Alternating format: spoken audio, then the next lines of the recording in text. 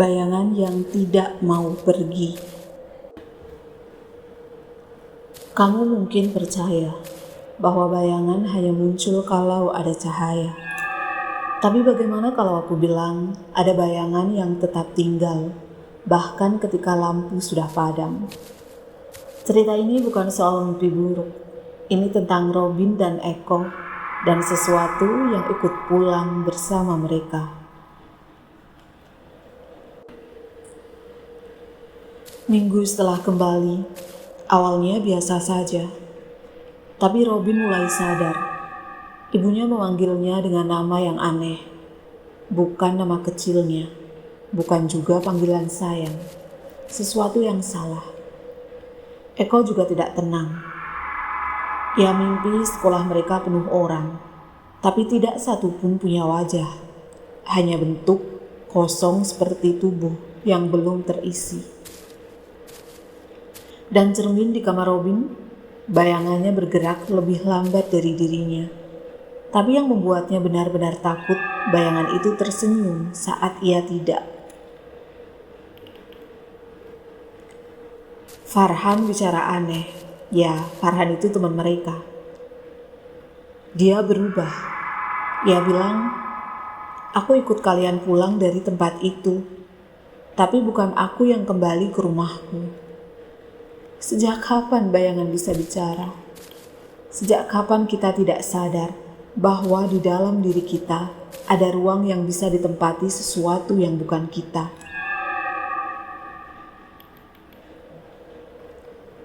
Tanda-tanda dunia retak. Pintu rumah Robin selalu terbuka sendiri jam 3 pagi.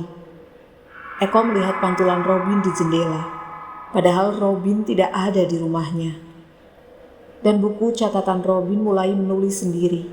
Kalimat asing mengerikan, seperti doa tapi dibalik. Lalu ada korban baru.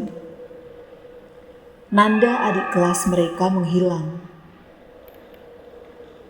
Robin bermimpi tentangnya. Dalam mimpi itu, Nanda digandeng oleh seseorang yang mirip dirinya. Tapi bukan dia. Lebih dingin, lebih percaya diri. Dan bayangan Robin menatapnya dari jauh dengan tatapan penuh rencana.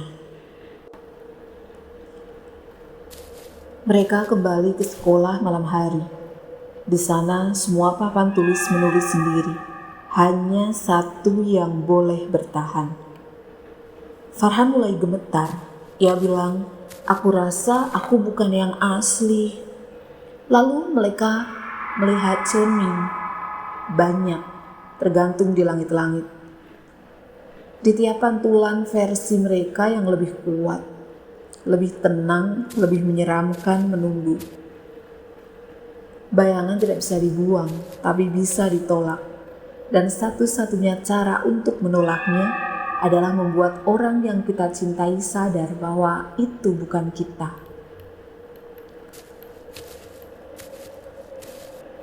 Akhirnya, tapi tidak benar-benar.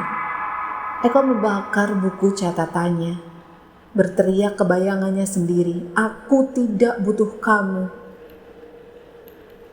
Robin hampir kalah, tapi saat ibunya memanggilnya dengan nama kecil Ovin, bayangannya itu mulai gemetar. Cermin pecah dan ia lenyap.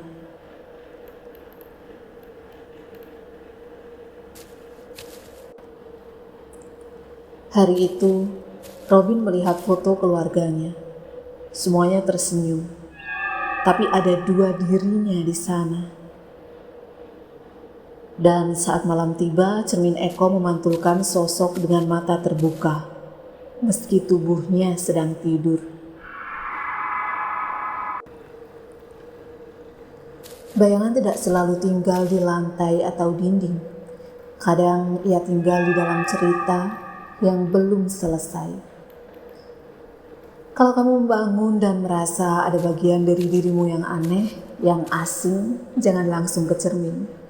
Karena bisa jadi yang kamu lihat di sana bukan lagi kamu.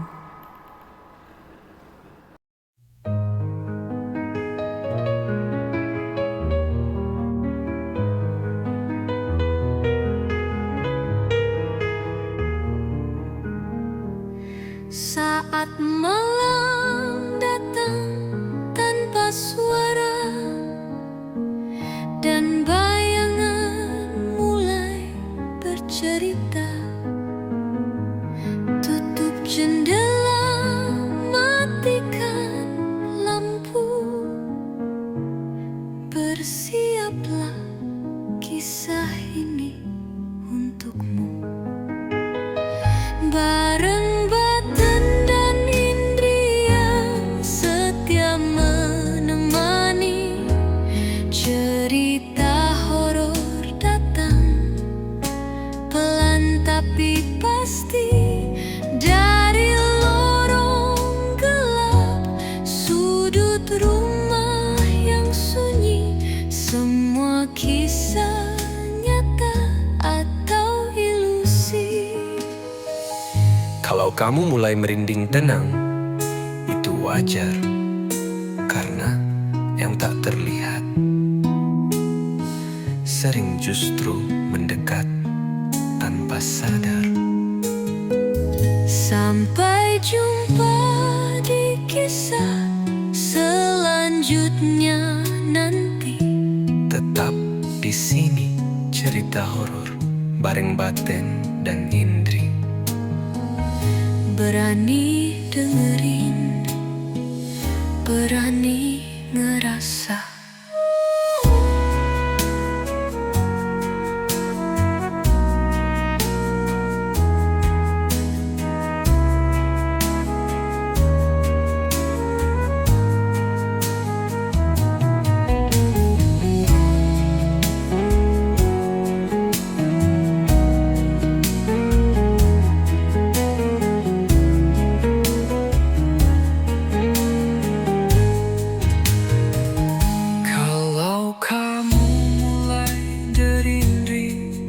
Yang setia menemani, cerita horor datang pelan tapi pasti.